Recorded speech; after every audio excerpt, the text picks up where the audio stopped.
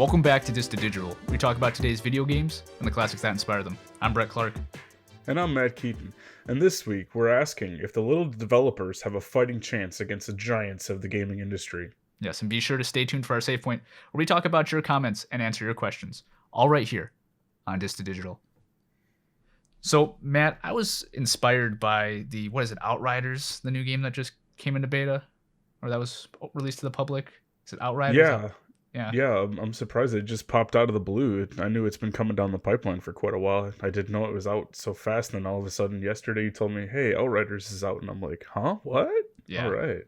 It kind of flew under the radar. I mean, I saw some of it back when they were doing release footage for it, release trailers, and people were getting hyped about it.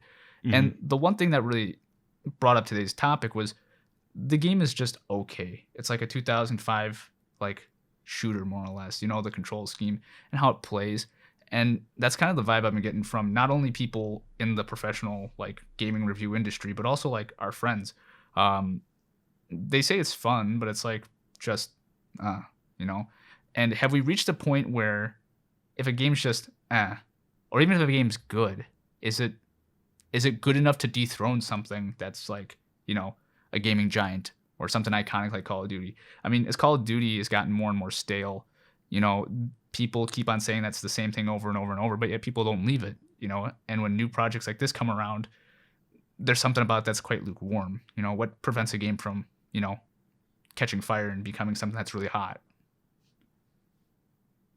Yeah, so I mean, if you look at games like Fortnite, originally smaller developer, smaller ideas, just expanding and becoming this juggernaut of battle royale and the forefather of mainstream battle royale for everyone. If you look at things like that, you look at starting off with a small budget and having this game that's very, very unique and very different, yet it just blew up in popularity and it skyrocketed. Games like that, you look at games like PUBG when it first came out, love it or hate it, take it for what it's worth, but you got a small time publisher, a small time group of developers working on a game that is a niche genre for games. I honestly, in Battle Royale in general, I didn't think was going to be as big as it is, as survival type games. And funny thing, maybe 10 years ago, I said, there's no way in hell I'm going to be a Battle Royale gamer and I'm going to enjoy that type of game. I really didn't find any value in survival games and these Battle Royales and all this stuff. But as it's caught on and as it's gotten more popular, I think thanks to a lot of the smaller time games becoming so popular, I think it's just driven games like Call of Duty to try to invent new things to prevent from going stale, such as Warzone. Mm-hmm. Warzone is this big juggernaut, free to play game now that everyone's pouring money into the microtransactions now that it's unprecedented. And I think that's Call of Duty's flagship going forward as far as their big idea of, hey, let's do something different because we are getting stale. And so I think Black Ops the year prior did the Blackout mode, which is what it was, which kind of kickstarted the idea for Warzone. And so I think, what prevents the little guys from becoming the juggernauts is honestly just money and time in the oven. Some of these little guys can't afford to be in the oven for too long because the juggernauts like Call of Duty and now PUBG and all these other battle royale games are just these little games in general. You look at A Plague's Tale. I mean, phenomenal game. You reviewed it. I'm just starting to go through it now on the Xbox Series X since it's on the Game Pass. And you look at something like that, and it's dripping with detail and thought, and it's a game that maybe doesn't have a AAA budget, but it's definitely got AAA quality. Exactly. And I think the other thing that you got to look at here when we're talking about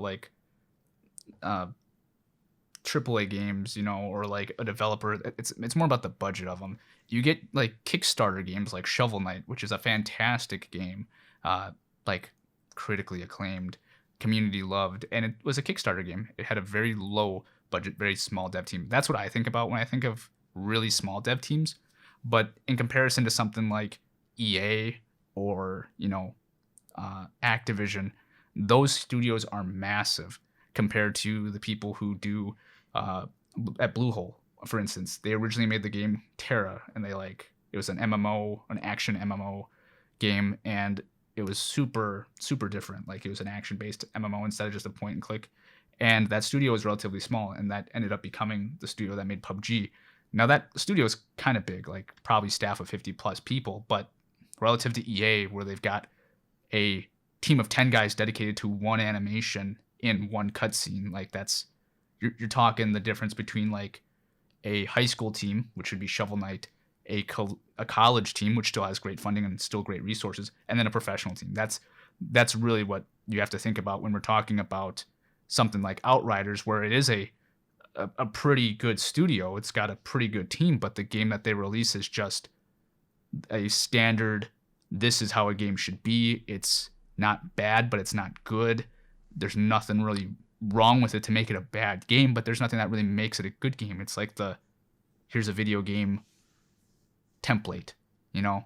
And that's kind of the sad thing about it, is that if you have people who can work with, a one-man team and make something like Bright Memory, a one-person game, that's fantastic. It looks great. He borrowed a lot of assets, not gonna lie, but the fact that one guy coded that entire game, you make that type of quality, it's unbelievable, the amount of possibilities that these studios have, especially if they have multiple people of that caliber of talent, and then they release a okay game. That's kind of, I think, where you gotta look at it is, do these little developers have a chance at all? Is it the game? Is it the direction? Is it the art style? There's a lot of things that go into a game besides just the actual gameplay that I think we don't really ever think of. And it's just something I thought would be really interesting for the people at home to listen to today, as we kind of try to get a finger on the pulse of why this game didn't do so well. And it's not that it didn't do well. It's just more of, it's not getting the hype it needs. It's not getting Anthem hate, but it's definitely not getting Fortnite popularity. It's not winning anyone's heart, like overnight, more or less. And I think that's something with video games, especially you brought up Battle Royale. When I first was talking to a college for playing esports, one of the things is like they had Overwatch, which is what I ended up playing esports for originally. And then I was going to look at a different college because I wanted a different scholarship. And they had Rocket League, Overwatch, CSGO, and I think it was League of Legends. Almost every college has League of Legends. But the thing is that I said, what's your PUBG like? What's your Apex Legends like? And he's like, well, Battle Royales are the flavor of the month. Like, he's like, they're not going to be here in a couple years. I go, you're kidding me. Like, Battle Royales are going to take off. Like, and the benefit is that you don't need to have a 4-man squad necessarily. You can have solo players, solo queuers, and you can equip them with maybe one or two other solo queuers. You don't need to have a whole squad that's been working for so long. It's a little easier in a Battle Royale situation, I think, to come up with the talent, especially in something like Apex where it's only 3 guys. So if you have a team of specialists who can specialize in Battle Royales, then that's not something that you should bat an eye to. And the reason is because I was, at the time, PUBG was like my main game. And Apex Legends, I was just shredding at the time because it was still brand new. But that genre of Battle Royale, I didn't think anybody would think that that'd be that popular, especially going forward. Especially, obviously, at the college level, they didn't think that it was going to be competing with team-based MOBAs or team-based sports games in 3-5 years. And then look where you are now. And most things that you see on Twitch, besides Valorant, which is a CSGO clone, more or less, is Battle Royales. You see a lot of Battle Royales. Hyperscape. What was that other one? Scum or whatever it is. Escape to Tarkov's another very similar thing to it. But there's a lot of stuff that on Twitch have been rising in popularity, and a lot of it's Battle Royale stuff, because I think Battle Royale is just fun to watch. It's interesting. But not releasing a Battle Royale is good. We don't want more Battle Royales, necessarily, in my personal opinion. But what do you think developers need to do to stand out? Well, I think the ones that do stand out the best, and the ones you can take the examples from, are ones that have more time and money put into staffing. Not You look at projects like, for instance, if you back up for a second, you talk about EA, like you were saying. I think the EA's biggest failures are that it has too many people.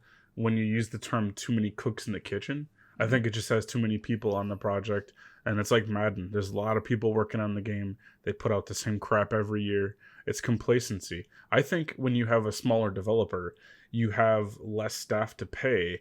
And in turn, they have more time to work, because if you reduce your size of people who are working on the game, you help with your profits on the back end. You're not spending as much on staffing. You're not spending as many man hours into the game. But then again, you have those few dedicated people that are actually spending their lives, like, morning, noon, and night. Their workday is comprised of just working on this one part of the game or this one section. And it doesn't have to be 5 people doing one thing. It can just be everyone has their own task, And I think that's where they strive in quality. I know we last episode we had some negativity towards No Man's Sky, but when No Man's Sky first came out, I really thought, like, wow, it was impressive. It wasn't, to me, a really poor game. It was well done. It just wasn't filled with a lot of AAA type things in a game that you would expect, and it was kind of like, meh, But I think the grand scheme of things is that it was what it was advertised for the most part, and it really was polished. It just didn't have a lot of content in the world, and you had to go out there and make it. And I think that is why games like the Battle Royale genre, there's nothing to it. It's just pick up and play, have some fun. There's all this opportunity for never seeing the same thing twice. That's why so many people watch good players play Warzone, and they watch people playing all the battle royales, Apex Legends, things like that, because they're talented at it, and because you're never going to have the same situation come up enough times to say, okay, well, this is boring, And so with all this player choice and all these things in the world, you have players who can just make their own decisions and do some crazy things, or just kind of play it chill.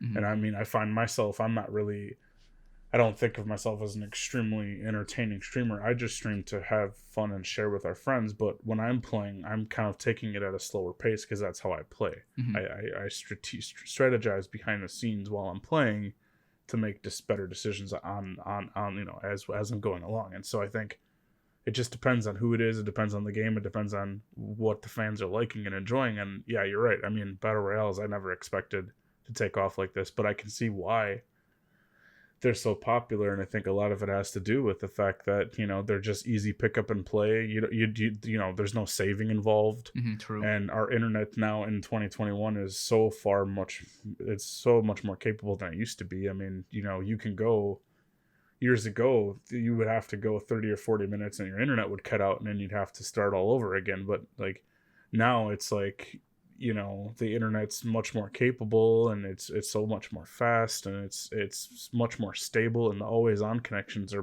functioning better, and people aren't experiencing bad things like that and having to disconnect. So I think the Battle Royale fits that, sit down and play a game for half an hour and then go do your homework, or I think it fits every type of mold of gamer. It fits children, it fits teens, adults, elders even, and I think it's something that it's a genre that's gonna probably eventually get stale and gonna need to be fleshed out and refreshed, and I look forward to seeing what's out there.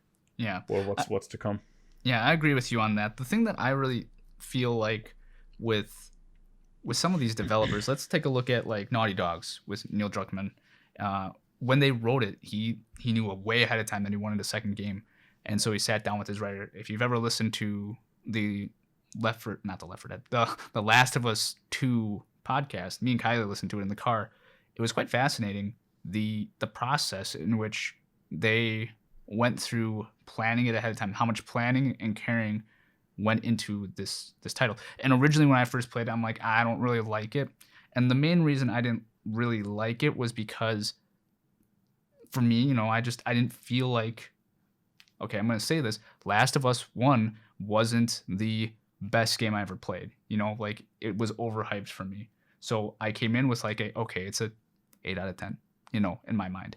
And that's kind of where part 2 is like it's an 8 out of 10 for me. It was not the, whoa, this is the masterpiece that everybody says it is. It was still a good game. It was still enjoyable. But for me, both times I played, Last of Us, I was just like, is it me? Am I just missing out on something? and not understanding it. And there's a particular part, I don't know if it was in that podcast, but there was a part where they're interviewing the developers who coded the rope. And he said, you don't understand how much time it took for us to code that rope mechanic where you could throw it anywhere and like swing on it. It's little stuff like that where you're right. Like if you have a dedicated team just to that, you can put a lot of care into stuff that we really don't see as the consumer. And with these smaller developers, they have to cut those corners more or less because they don't have time to spend a week on a rope mechanic because they have to make the rest of the game work because no one else is working on the game if they're working on that rope mechanic. And I think that's where something like Outriders, it really needs to set itself apart when you've got a team that's capable of doing so. And the thing is that the game could be great. You know, it could be a really fantastic game if it has the right audience that grabs it. But what are you really competing with? You're competing with Destiny, with as far as like the look and the gunplay, and more or less the Division, you know, like skill column, skill tree. And that's kind of the issue that you're running into, is that you're in this weird sort of hybrid genre that you're trying to be. Now the way you set yourself apart is you do it better than one of the other games in some way, shape, or form, whether it be your story delivery, your gameplay, multiplayer mechanics. There's got to be something about your game that makes you stand out, because otherwise you're just going to be okay game. You know, I don't think there's ever been a game that I felt is like more okay than do you remember what is it called? Sniper Ghost Warrior? Oh god, yeah. Those were just okay games. You know, like you're a teenager. It's like a game you play when you're 11. You're like, oh, this game's not bad. You know, it's not great, but it's like it's a game to play when you're like 11.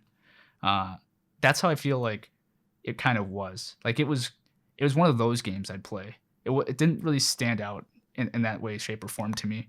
And watching even more gameplay and watching other people take it in, because once again, I didn't want to have not Outlast. I keep on saying other games than Last of Us. I didn't want to have another Last of Us situation where I'm like, is it just me?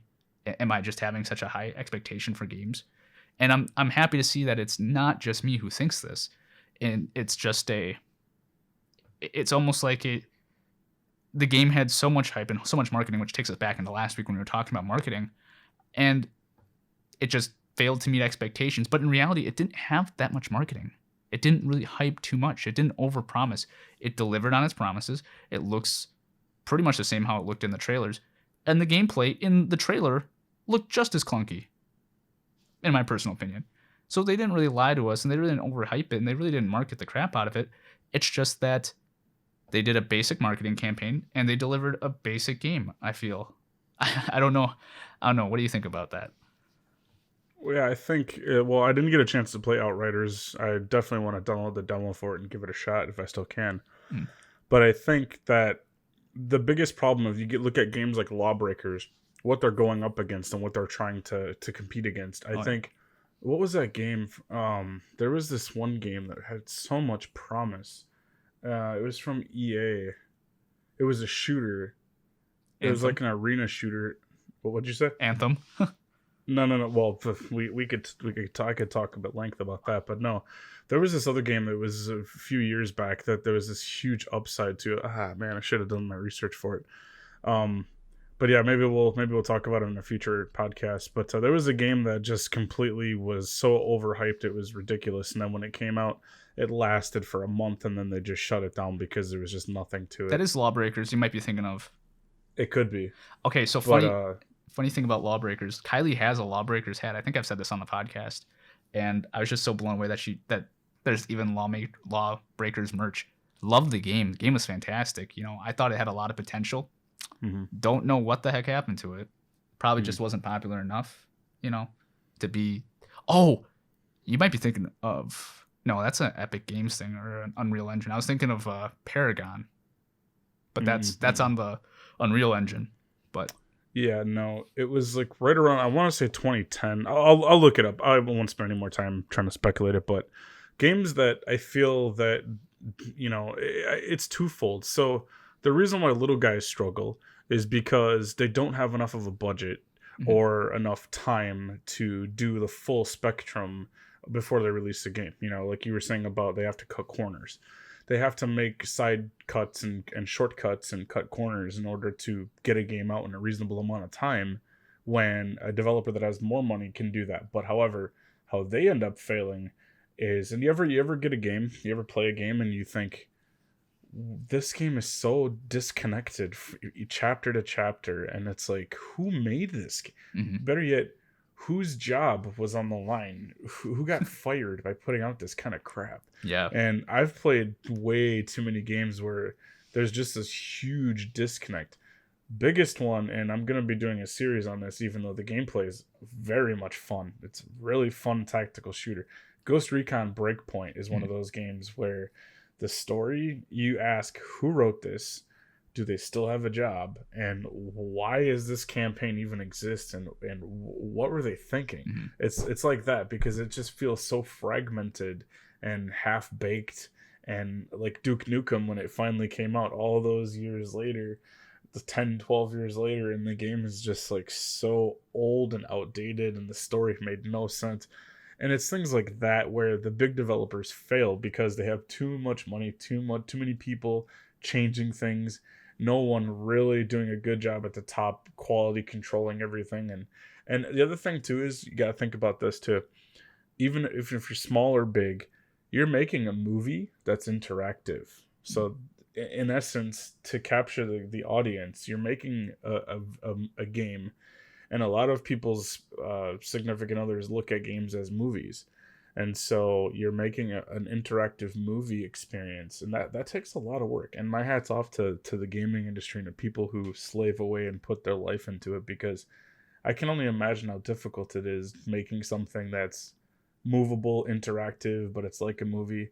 That's why I go to the Uncharted series so much as like one of the greatest franchises, because okay, if you look at the first one, today's graphics, it's terrible. Mm-hmm. If you the gunplay in today's up against today's games, terrible.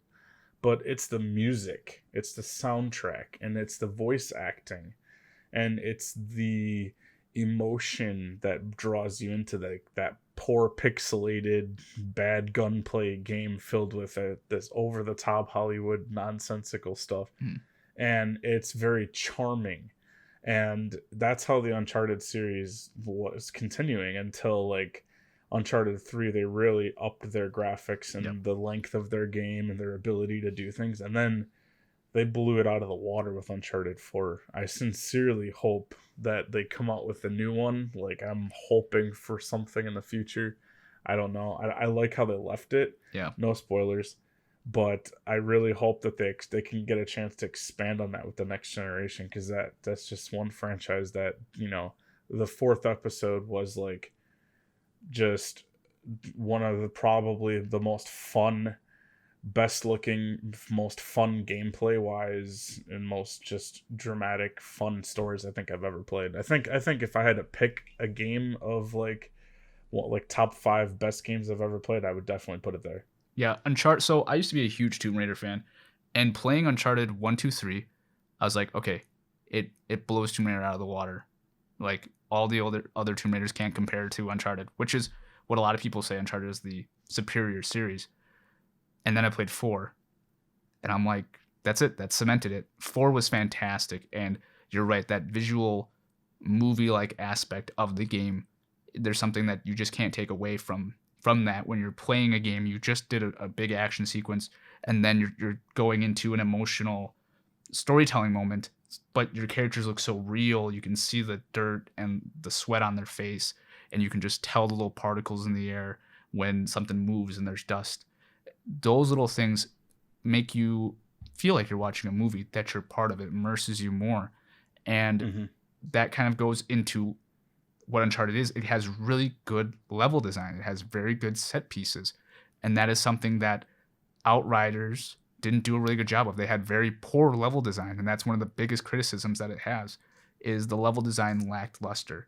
And at the end of the day, if you have a really good story and you have a really bad way to tell it, it doesn't matter if people can't understand your story. Same thing with level design. If you have a really good looking like world and you have a really bad way to experience it, no one ever notices. And I think that's where story, level design, gameplay, they all kind of come hand in hand. You can't excel in one and neglect the other, because in doing so, it's an injustice to the game overall and the potential that it has. And Uncharted 4 does it, I think, perfectly, where you've got a visually great looking game, a visually amazing experience with solid gameplay, solid gunplay, and then on top of that, the story is compelling, it's emotional, we can all relate to it, you know? And that's what I really like about Uncharted, was that it was relatable. And other games that do that really well, like Final Fantasy, other JRPGs, they get you on a more whimsical experience when it comes to emotion. Like they really play hard on the emotions, where Uncharted's a little bit more realistic in its expectations of what it thinks it can pull you into. But take something like Final Fantasy 13, where there's someone who's, her name's Lightning, the main character. She's like very like emotionless. She's very tough.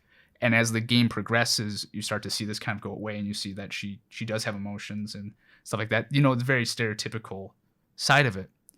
And that story is fantastic. And the whole point of the game is that your destiny is not predetermined. Even though someone may tell you it's predetermined, it may seem predetermined, you can choose your own destiny. That's the whole point of the game. Is people can change. You can change your destiny.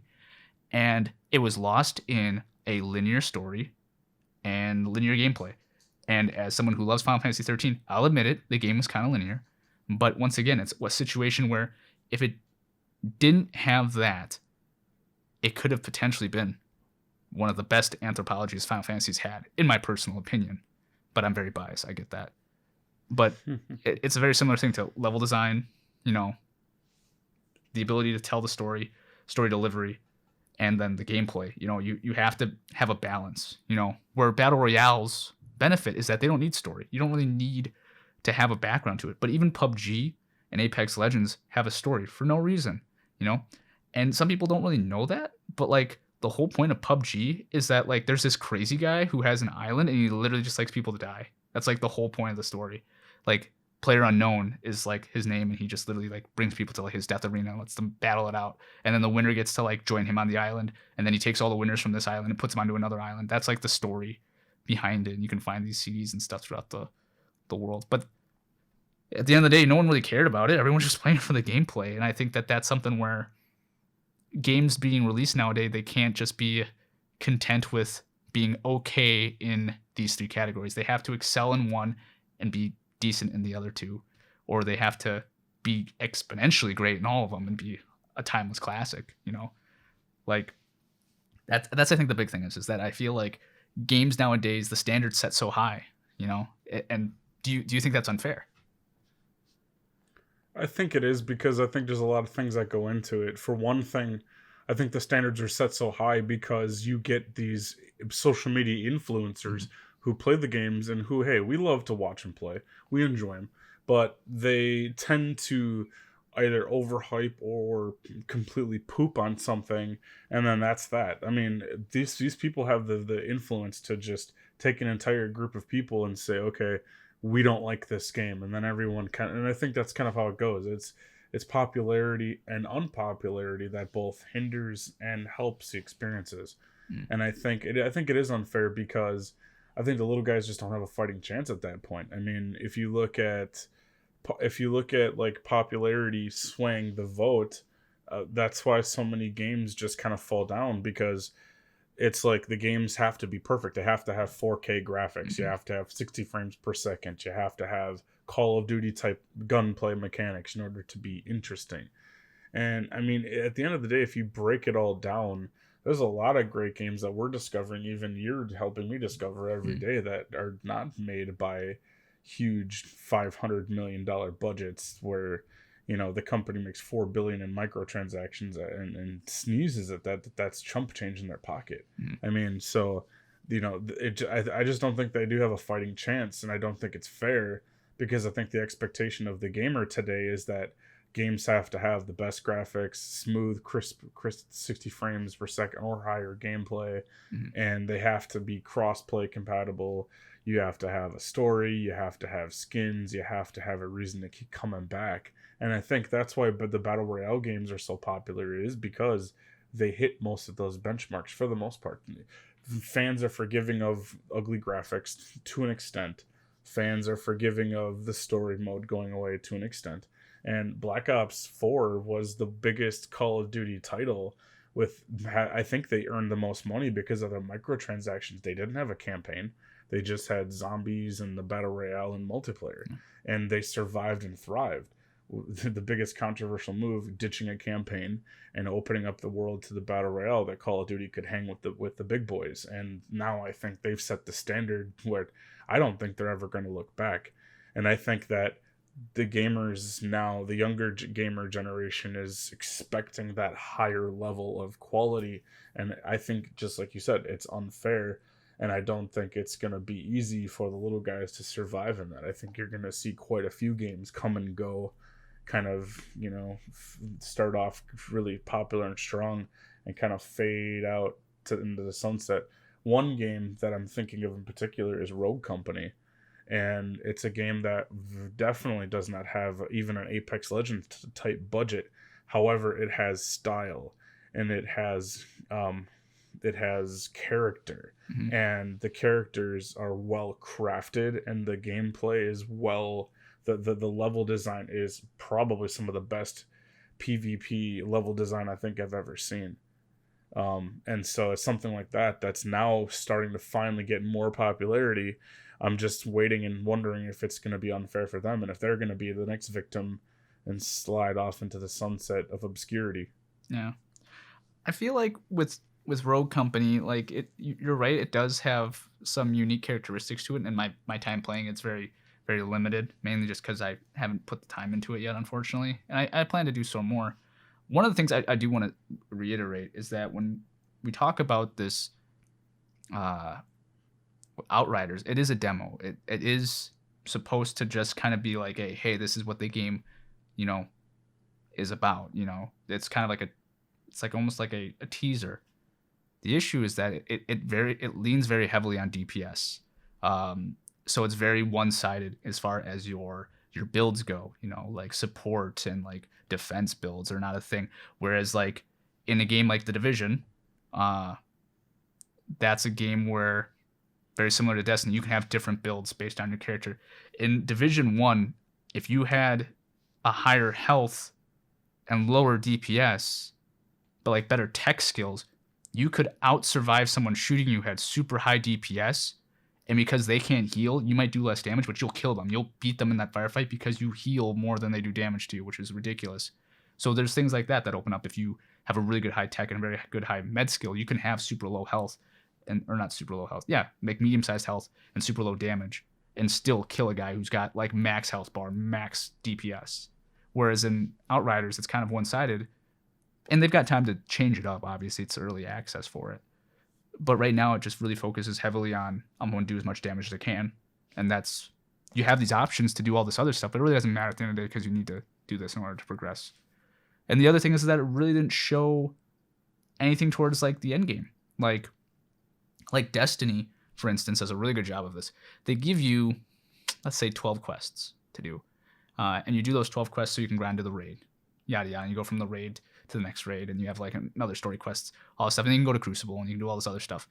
Well, with Outriders, it's kind of like there's nothing. It hints to nothing other than I'm going to grind the same poorly designed levels over and over and over and over and over and over, and then get better and get like a better, stronger guy. But what am I going to do with that? Am I going to go to a raid? Am I going to do this? It tells very, very little about the end game. Now, remind you, it's a demo, but like we were trying to stay in this episode, kind of the topic is that good enough? Is that people have such a high expectation now, you can't under-deliver in your tech demo. People are going to look at that as, well, this tech demo is horrible. Not horrible, it was decent. But they're going to look at it and be like, this is kind of boring. There's no reason for me to play it, And that's almost worse than over-marketing and under-promising. It's because now you've scared away the market because you've given them a product that fails to meet the standard that they have for a decent title. Now, if you come out and say the game's $30, that's a little different. Now their expectation might change from a $60 game to it's a $30 game. It's a little different.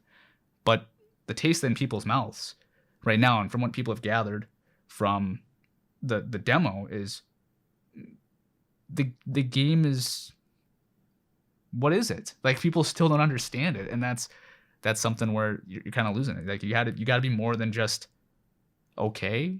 You get a pass. We're not gonna bury you into the ground. We're not gonna cancel the crap out of your game because you're not gonna get any funding. But at what point do you look at it and go, there needs to be something different, you know?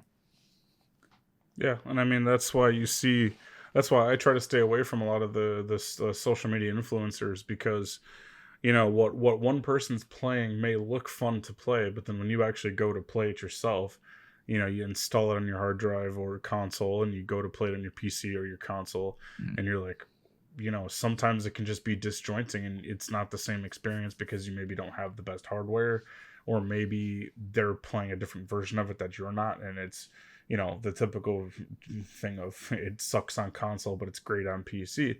And so I try to stay away from the popular games, because I just don't want to feel like I'm jumping in when everyone else is jumping in, and then it just kind of feels, I just feel off. You feel kind of like the you got to be in there in the current generation, and then if you're not, you're a loser, or something like that. But I don't like to follow that. I like to just kind of find my own pace and just go with the flow. And that's when, like, this game Hunt Showdown, I've watched you play on Twitch streaming it, and it looks like a lot of fun. And I downloaded it, and I'm excited to play it. And it's one of those games that kind of came out of left field for me, and I know now it came out in, I think, July 2019. And so I'm looking forward to playing it, and it's something different. It's along the same vein, sort of, and it's PvPvE, which is cool. Adds like that Destiny vibe to it, but set in the environment that it's in, which is kind of like, it feels kind of like watching like a Bloodborne-esque, like Mafia 3 kind of like Swamp Bayou kind of feel. Like, it's almost got like a Resident Evil and Destiny feel, if that makes sense. I don't know, you probably think Matt's just talking out of his butt, but it's got this cool looking vibe to it. And that game doesn't strike me as something that's had so much polish and it's so perfected, yet it looks like it's a game that's been worked on for a while, and it's gotten better and gotten better. And that, when we were talking about that, like the games as a service or the betas, I think maybe that may be the road that they go to in the future for games, to kind of survive. Because if you look at Outriders, I haven't touched it, I've just seen it, but I can tell you right off the bat, it's not going to last. And it's because they hurt themselves by putting out a demo of something, a nice little safe demo, and it's not like they're holding back a much better version that you're going to play and go, oh my goodness, this game. They put out an honest demo, and that's what we appreciate. And some of us may love it, some of us may hate it, but at the end of the day, it's definitely not going to hold up, and it's not going to survive. And I think, you like that, like the zombie shooter World War Z. It was so hyped and talked about, this fantastic game, and when you really got down to it, it was a $20, $30, $40 game at max, at most. And it was a game that you could play up until a certain point and then run out of things to do, and then you're left with, what do you do? Exactly. And I think the games that are the little games that stand the greatest chance are going to have more than enough things to do to grind, and maybe not make it such a hard grind, but make it a good grind, and a worthwhile grind, and hold some of the coolest things yet to come down the road. Then you keep people interested. But if you give everybody the best out of the gate, and you start off just like a bang, you're gonna fizzle out at some point. Exactly. And before we get into the save point really quick, I think one of the things is that it does have potential. I think it does. It's something that I think very few games can, like, if you look at like Apex, you can be like, well, there's only so much it can do. It's a battle royale. The potential there isn't as infinite as a game like this, where they have the ability to expand on so much and improve so much. And that's kind of where right now, in the way that the game is released, it's not good enough, and that's kind of what I think they were trying to use it more as for a feedback, sort of like an early access. But if your demo is a isolated part of your game, the best of the best that you want to give and deliver to people, and it just comes out as okay, well, how's the rest of the game? And that's what really scares, I think, people like me, where it's like, that's the best that they can offer and that's the best level design you're going to choose for me, like, I'm kind of concerned now about the rest of the level design. But who knows? Maybe they chose the worst. Maybe they're surprising it up. But that's something where a developer has to be aware of that. And, the feedback they're going to get from this is going to be priceless to them because now they can improve on things. And it does have publicity. But now they can improve on that and make a much better game. So we're not saying that it's dead on arrival. It's just there's potential, and they have to take the criticisms that they're getting now and improve on it to make a much better game. And that way they could stand the test of time. But that being said, let's get into the save point. Save point. All right, so this week we had a comment from EvilChibi666. She says, "Great show. Yes, let Tim back. It was great seeing y'all have fun and interesting to learn about gaming marketing." Well, thank you, EvilChibi666. Appreciate the comment and the feedback. Yes, we do. Yeah, thank you so much for that comment. We really do appreciate it. And yeah, we'll probably have Tim on here at least once or twice. It was good having him. It was a lot of fun. It's off the cuff a lot. I did like that a lot, honestly. All right, and then we also have a comment from Sir Solna, aka Tim, who was our guest in last episode. He says, "Proud to have been invited to participate in this podcast and able to give my insights on such a great topic of discussion. I hope to be able to participate again in the future and in this great video." Thank you. We appreciate that, Tim. It was great having you on, and thank you for being respectful. I mean, honestly, at the end of the day, it's just we're discussing a bunch of stuff, and we're all courteous to each other's thoughts and decisions and how we view marketing. And that was one of the greatest things about it, was that we were able to all come with different opinions and be able to talk about it. And we enjoyed having you on the show. Yeah, it was great having you on. Appreciate it. Yeah. Yep. If you guys have any topics you wish us to discuss, feel free to reach out to us on our social medias with the hashtag #DisToDigital. And then also, if you have anything else to say, you can always reach out to us on social medias as well, or our Discord page where we discuss everything every day. Just reach out to us. We are more than happy to talk about whatever you guys want to talk about. But closing out the show here, Matt, one of the things I do want to discuss as far as, do little developers have a fighting chance? I do think the little developers have a chance. I'm just going to come out and say it. But I think what really it comes down to is, what is it that prevents a game from being great? Is it the direction? Is it funding? Is it the development team? There's so many variables in the video game world. It could also just be the market. You could just be in the wrong market. And the reason I say this is because Square Enix, the company who makes my beloved Final Fantasy series, is releasing a battle royale on the phone called First Soldier or whatever it is. Final Fantasy battle royale. Now I'm gonna play it. Absolutely. I'm gonna probably be number one in the world with it. But the fact that Square Enix, an RPG company, is moving to a mobile battle royale, that kind of scares me a little bit. And it's one of those things where I look at this and I'm like, is this just going to be a okay cash grab? Is that all they're doing? Or is this going to be an actually well-funded game? And then they're also releasing a mobile battle arena for Octopath Traveler, another game I really like. And it's going to compete with League of Legends and Dota. And is this another cash grab to try to take out League of Legends because League of Legends is releasing their Summoner's Rift app or whatever it is, or their mobile game version, because Vanguard's no longer a thing or whatever it was called? I don't know. And that's what really scares me, is that you're going to get these okay-esque games that aren't going to have care into it, and people are just going to accept it. People are just going to be like, oh, it's whatever. It's made by this big company, And then it comes back to kind of the marketing thing we talked about last week, where it's since it's under a developer, you expect it to be quality, but it could still just be as much trash, What do you think? So I think it's a two-part to it. So I think it comes down to timing for when you talk about why a game fails, and even if just not even a small developer, if you just talk about a game in general, I think it comes out to timing. And I don't think it's not release timing. That plays a factor, because nobody likes to release in the late part of the year when Call of Duty releases, because everyone's afraid of losing money. Well, history has shown us that some of the best games obviously have come out for a reason in the middle of the year.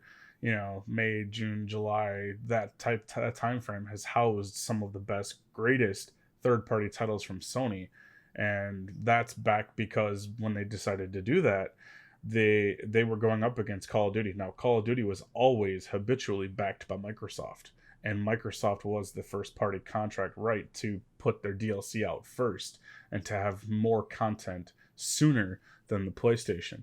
And so Sony always took an extra few months to release it in the next spring when nothing was coming out, when it was dead. And look at what it did for it. It was one of the biggest, smartest decisions they started to do, to stop releasing first-party titles in the annual Christmas season of opportunity. And I think that the bigger factor is I think a lot of people don't look at, is that a lot of games come out and the ideas come from games that are already not successful. They take a lot of copy and paste things and they put out a game and it releases 6 months too late, or the idea is 6 years too old. And so, I mean, there's just so many games out there now, and you know, the more games that come out, the better. There's no real infinite, you know, number that we have to have of video games. It can just keep going on. That's great for the market. Those mobile games, hopefully they succeed. History probably says they're not going to, but mobile gaming is at an all-time high, so who knows? That's like a toss-up. It just, I'm sure it'll have a market. I'm sure the market will spend money on it and they'll work on it. I just hope that it doesn't take away from future Square Enix projects, because you know they Square Enix is one of those that really sleeps for a while and then hits you with some top-notch games. And I just hope that they, you know, they kind of chill and focus on console games too. But in the same breath, I think what also hurts it is just the culmination of going up against the other juggernauts out there and not having a fighting chance as far as the fan base. So you got to look at it like this. If you're coming at the Call of Duty fan base by making Outriders more like some of the smaller type games, you have to do 110% top quality graphics, top quality mechanics, movement speed. You have to have a reason to take people away from that. You don't have to show them something drastically different, but you have to do what they do better. And if you don't, you are not going to take the kids away from Call of Duty or Fortnite or whatever else they're playing. You're just not going to. And I think there's a lot of ambitions and ideas, and I think sometimes there's just too much. If you break it down and look at why Fortnite is successful, is because it's accessible to everyone. If you look at why Warzone is successful, it's not because it's accessible to everyone. It's because they do what they do so well and so clean and crisp and intended on that precise, you know, movements, motions, abilities. Everything about Call of Duty is just streamlined and smooth from years and years and years of progression and getting better, whereas games like Fortnite were a one-off and it's taken several years to get it where they need it to be. But they do third-party marketing with Spider-Man character or costumes and like Marvel, and I forget all the other characters that are in it. They got John Wick in there at one point. Things like that. The movie crossovers is what helps kind of keep them going and keep kids and having their parents buy these, like, spend the money on these microtransactions. And so you got a developer that doesn't have access to that, you know, some small market game. You know, you got Rogue Company that partnered with Dr. Disrespect, but I mean, if you look at it, Dr. Disrespect might be world renowned, but he does not have that big of a following as if you compare that to Marvel coming into Fortnite.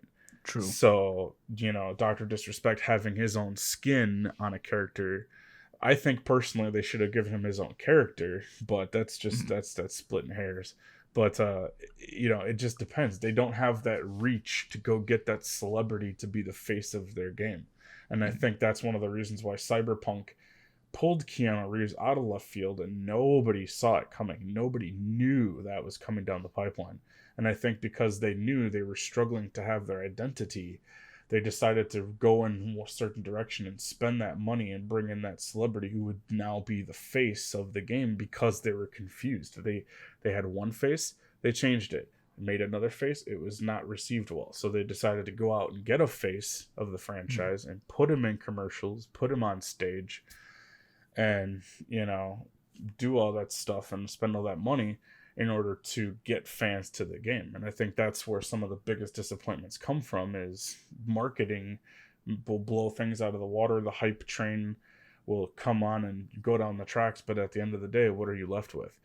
You're left with whatever the game actually has in it to play. And if you don't do it better than the big boys, you may have a seat at the table, but you're feeding off the big boy scraps, and that's kind of how I see it going. That's just me. Mm-hmm. I agree with you on there. When it comes to, like, you've got big developers who do it really well, and then you've got really big developers that do it really bad, like the Battle Royale for Battlefield, which is horrible. DICE spent so much time into that, so much development into it for it to just flop. And you got to think how much you haven't even heard of the Battle Royale since it came out for the first month. It's practically dead. But then you get games like, Enter the Gungeon and these like 8-bit, it's a retro because it's trying to emulate vintage. These retro arcade style games that are roguelites, that do it really well. You got Enter the Gungeon, now you've got like Leave in the Gungeon. Then there's Moon Hunters that I've talked about, I think once or twice. And then Children of Morta I definitely have talked about. Those small independent games, yeah, they fall in the roguelite genre, but they kind of all emulate the same thing, but they've got great stories to tell, unique stories. They've got unique design, even though it's pixelated graphics. But there's something different about each one of them, and that's something where I think independent developers, they have a chance to overtake a big studio, but they have to excel in one thing. They have to find a crowd. They have to find the marketing, or the audience that's going to receive their game, and deliver them something new. Because if you look at Children of Morta, for instance, the way the story was told was just procedurally. Like, if you died, you still got some XP. No, you didn't get XP or as much, but you're still able to, continue the story and figure out what's going on. And then as you defeat stuff, you can get stronger and you can discover more of the story and do more side quests and yada, yada, yada, plus DLC characters. But Children of Morta did that very well as far as storytelling was concerned. The story was compelling. The story was different. It wasn't necessarily a lighthearted story. It had moments of like sadness in a little 8-bit game, 16-bit. I keep on saying 8-bit, whatever. But that's something that, where if you go and play, We Happy Few, which is another roguelite, people look at that and go, it's okay. It's just kind of like it's not the greatest game ever. It's just kind of meh, and that's the downside, is you get a bigger developer who makes something sort of like that. And then you've got something very small that makes Children of Morta, and they're both in the same category, but they're both dramatically different, And We Happy Few is not the biggest developer. They don't have the biggest development team on that, but it's a substantial studio. They had some pretty good marketing for it. Whereas Children of Morta was a game that snuck up on me. Never heard of it before Kylie showed it to me. So, same thing with Shovel Knight, though. I keep on going back to Shovel Knight because Kylie keeps on talking so much about it. And how great it is, and I've heard it, and I've seen the love from that game, So when I talk about that's obviously got, people who care about it, and the game it's got to be that good. It's like Binding of Isaac, I think, personally, when people talk about that game and they look at how great it is and how different it is, it's one of those things where if you're an independent developer, you have a chance to overtake these guys, but you just need to realize that you have to do something different. You have to make something unique. You can't necessarily make Destiny Division with really poor level design. Destiny Division could work. Combining those two games could really work. And then because Anthem failed, that would have been kind of similar. You have a market there, but then you can't do poor level design. You have to be able to capitalize on that market, and unfortunately, it's just not. With this demo showing us that's what they're ready for. The potential's there, but they're not giving us reassurance that that's what's going to happen. That's what the game's going to be, And I think at the end of the day, really the reason why I like discussing this thing is because as a consumer of video games, like it's one of those things where you want to know that your money's going into a good game that you're going to spend time with, that you're going to love, you know. But you always want to cheer for, you know, small developers. You want to have someone come up and be better than, you know, EA and all these other big companies. The downside is that like sometimes you never even get to see any of these small developers because of the big ones just kind of staying at the top, marketing everything, you know, controlling it very well. But then when these small ones come out and they do like a tech demo or they release something, it's like it's amazing. Or it's a situation like this where we're like, the potential's there, but you just need to give it to us. You need to show us that we can stand behind you, you know? Yeah. And it's one of those situations where we want them to succeed. We just need them to show us that they're capable of doing it. They've put in the effort to get the A, but right now they're at a C, you know? That's almost the perfect analogy for it. It could be an A tier game, but right now what they've showed us is C+ quality. Yeah. You know? Well, and so in today's world, they have the opportunity to succeed now more than ever, because back years ago, video games were only really marketed in stores and on television. Yeah. And the internet, the early days of the internet in the early 90s, mid 90s to the 2000s, internet wasn't fast. Internet was slow. So you saw an image, you didn't see video. And in today's world, parents are cutting the cord, and I can't tell you when the last time is I had cable, so I don't actively watch television, but we're in a streaming digital era. So now I think the reason why you bring this up and why it's at the forefront is because now advertising on the internet for them mostly is completely free, because you can put it anywhere. You can put it in YouTube video ads. You know, if your channel, the way we do it as content creators is a little different, because we have to reach a certain level before we can put our ads in our YouTube videos or on Facebook. But for on the other back end of it, for companies to submit their stuff, they have to pay for that, and it's not as expensive as television marketing is. And so you can get your product out there to more people. You can, and now people are not watching cable. Their children and their families are watching Netflix. They're watching YouTube, and they're scrolling, surfing the internet from their televisions, things like that. So the market has changed. The demographic has stayed the same, although gaming has expanded now. And, you know, 20 years ago, you didn't see elderly people playing video games. And you didn't have generations coming together bonding over one thing. And now you've got streamers of all types, of disabilities, of, you know, a retired cop who's I watch him on Facebook. He's like the sheriff or something. He's a medically retired cop who, you know, bridges the gap between, you know, not having a job, being retired, and doing what he loves. He plays Warzone probably better than I could ever hope to dream of playing. Think of Donut Company or whatever his name is. What's that? Think of Donut Company or Donut County or whatever their name is. Yeah, I don't know, but this dude's he's called Sheriff something or other. But yeah, it just, in today's world, it opens up the opportunity for so many other people. And you have disabled gamers. That's a huge following in a market in that alone, of people playing with nothing other than just a mouthpiece to blow into, and they're controlling video games. And so you have all this capability and all this ability to put your product into more homes on all devices. Years ago, there wasn't cell phone advertisements. So now that you can put your product on everyone's phone, screens, televisions, game consoles, everywhere. There's so much exposure right now.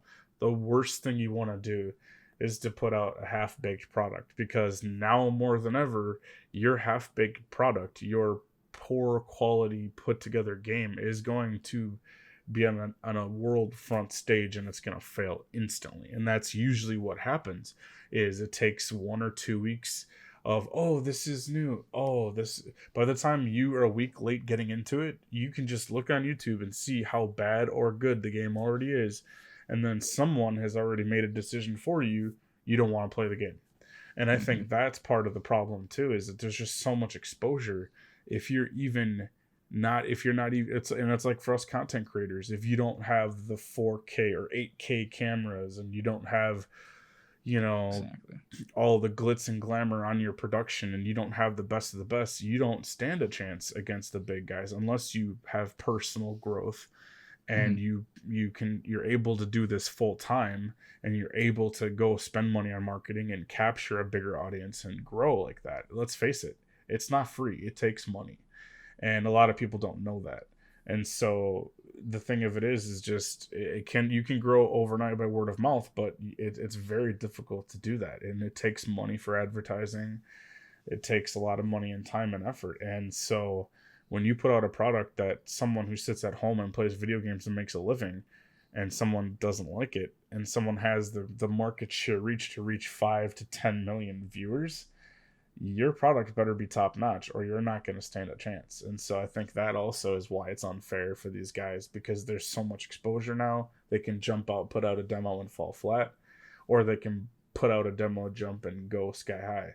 And the one game I'm worried about the most is Resident Evil Village coming out now that True. it's had so much exposure, and it's a big game, big budget. However, there's controversy around one of the actresses died shortly after filming. She was found dead, and so now there's kind of some bad juju publicity over the game, and it's kind of like everyone's still just so excited for it, and it's getting so much hype. But I think it's just going to only be to a certain point, and then everyone's going to come down, and that's going to be the next best game that's going to get, you know, the glory hype train's gonna come screeching to a halt, and everyone's gonna be left disappointed. And it's because of the infatuation of the 8 foot tall woman, you know, and the whole concept that will leave the viewers to use that to the best of their Hmm. imagination. But yeah, Yeah. I just think there's a lot of things that go into it, man. And I would hope that the little guys now have a chance and a stage to shine, because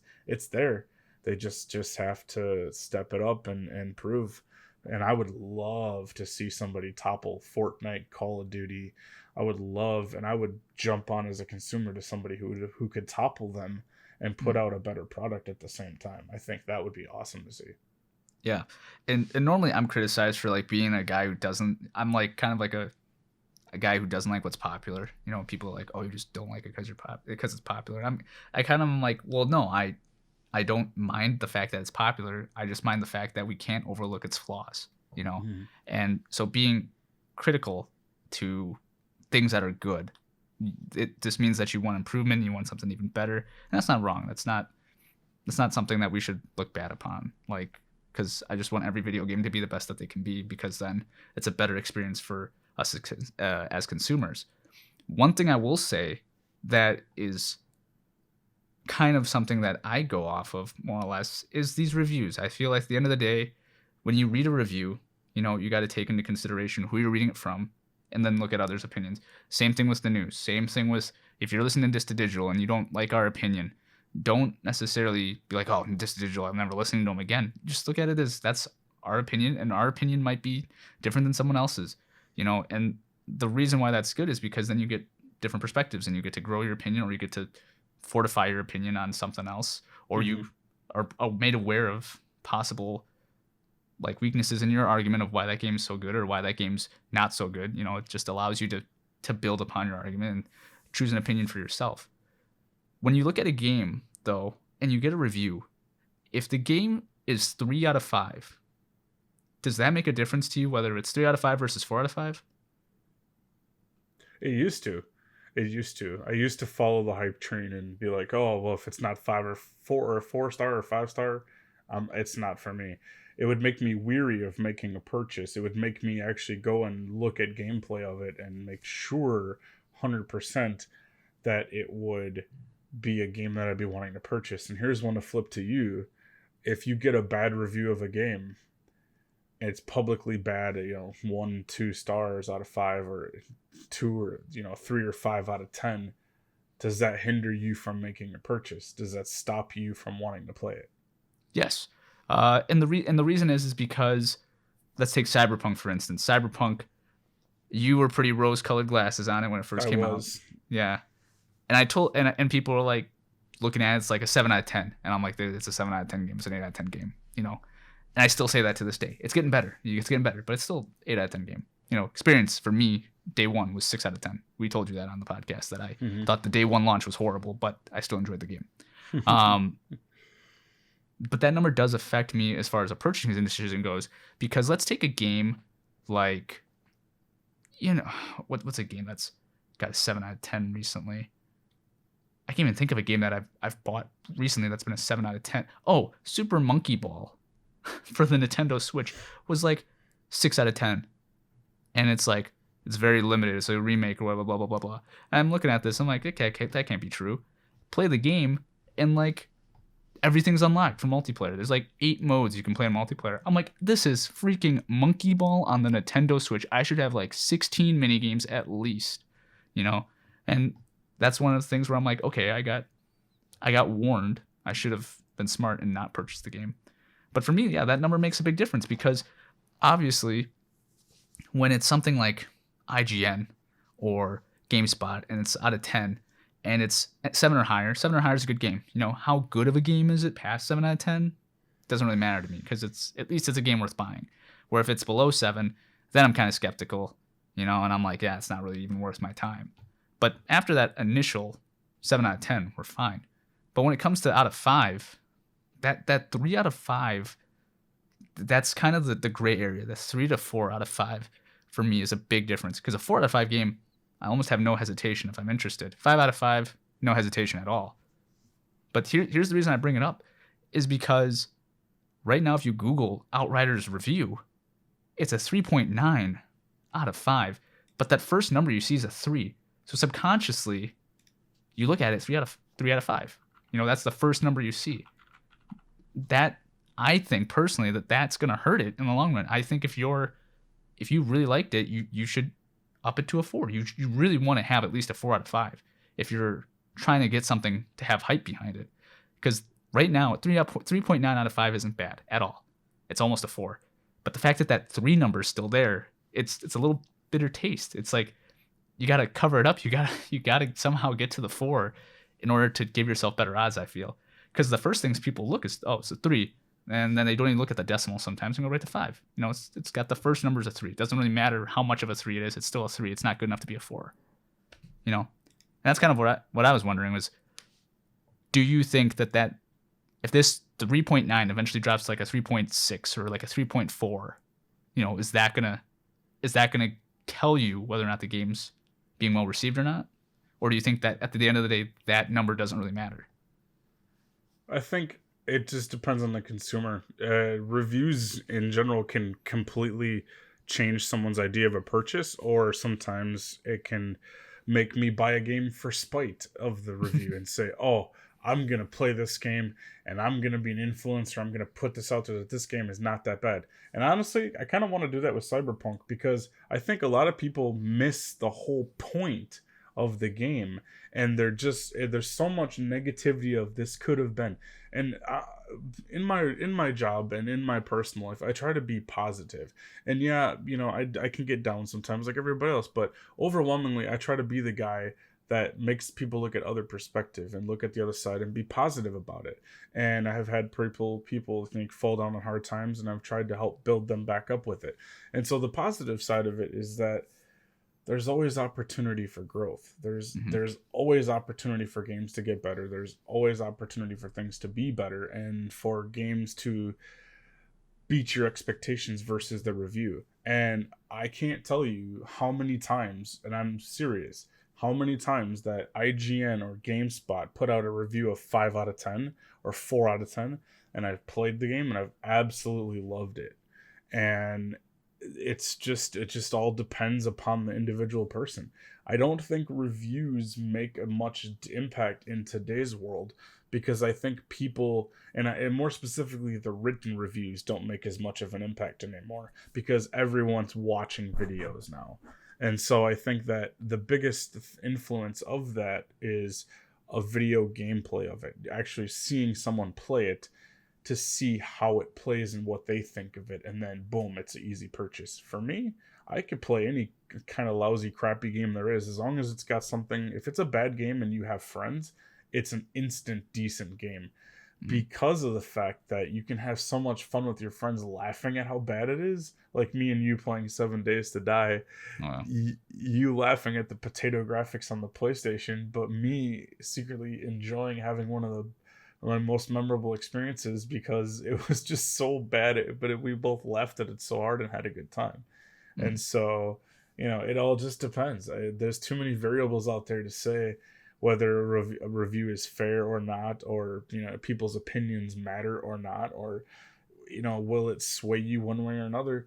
I'm just not that way anymore. If I see something and I think, okay, I'll take a chance on it. And that's the thing. Video games nowadays, as an adult, they're not a big investment. They're not a big gamble. $60 as an adult sometimes, to me, it's not a big gamble as far as, oh, well, okay, I bought this and it's crap. Because the thing is, if you trade it in and you flip it, you've at least got half your money back for it. Now, for Anthem, yes, it was a catastrophic waste of $99. Thank you, EA. Thank you, Anthem. Going in on the day one edition of that flop disaster, that was a waste of money. But in hindsight, it was even more waste of money because I bought it. Here's the thing: I bought it digitally, which was a big mistake. And so it just all depends. As a younger kid though, video games it took you a month to earn that allowance to buy that game, or maybe your parents told you, the whole August, September, oh, we'll buy it for you for Christmas. And it's like, no, I can't wait that long. So as a kid, it's a huge investment, but as an adult, it's kind of like, take it or leave it. So I think it just depends on who you are, where you come from, what your life is like, what you value, and there's just so many variables you can't really say one way or another. I agree with you. I think there's a lot of variables, and I think one of the things that closing up here, I think developers are going to do a really good job of now, especially they said that marketing is so much cheaper, and the way to get hype behind your product is so much more efficient with word of mouth and these influencers. I use that term loosely because I don't like influencers really. It's really easy to get a product in someone's hands and for them to talk about it and play it. Like you don't really need to make the greatest game if Dr. Disrespect's going to play it on stream for 4 hours, or Shroud's going to play it for 6 hours that day. Because then people are going to look at it and be like, oh, I may as well try it if they're playing it. Or they're going to try to stream snipe them and join them on that game. That sort of thing. But what I like is when developers will reach out, and this has happened to me a couple times for a couple of like just Steam basic CSGO clones, is developers will reach out, they'll have a code that you download, you get into the early alpha, and then you'll play the game, and then after a couple of matches, it'll prompt you to say what needs to be improved, what's your experience, what feels good, what feels not good. And there have been games where I've written them like paragraphs upon paragraphs, like, hey, like, you got to work on this mechanic's broken, this mechanic's not broken, this needs to be like, and I've done that a couple of games now, and a lot of them are like really, really esport like esque titles where they want to be that, but they don't really know what they're looking for, and that's kind of the issue with some development teams, is that they know what they want, but they don't know how to get there. So having community feedback is good, and sometimes people just click off of that and don't even bother with the review. But when you take the time in order to say, hey, this is what can be improved on, I think that's a really good way to get feedback and improve your game and make it better for the community overall. One of the ones that I talk about the most, I think, is Metro Conflict. Metro Conflict was a great game. I loved it so much. I was gifted the game for all the characters, and I ended up only really playing one character the whole entire game because they were my favorite. But then I played everybody else, and I'm kind of like, the character I play is really overpowered, So, and then I typed it up to the devs. I'm like, you got to fix this, and it's one of those things that they fixed like a couple weeks later, and there's still things like that where you love it eventually, and it just takes time to get there. And I think that that's something that other people need to realize, is that the more time put into a game, the more time it's baked, the better. But you still need to have the community and the audience give it feedback so they can improve upon it, which is exactly what I hope Outriders does here. Is take a lot of the community feedback, make some better freaking level design, and then go from there. But I think that's all the time we have this week, ladies and gentlemen. Thank you so much for tuning into this week's episode of Dis to Digital. And if you guys have anything you want us to discuss, you can always reach out to us with the hashtag Dis to Digital on Twitter. You can also reach out to us on Discord and our Facebook page, where we talk about the things you love and share some of our greatest gaming experiences. Yes, feel free to stop by. And from all of us here at Dis to Digital, I'm Brett Clark. And I'm Matt Keaton, and we'll catch you guys in the next one. Take care. Take care.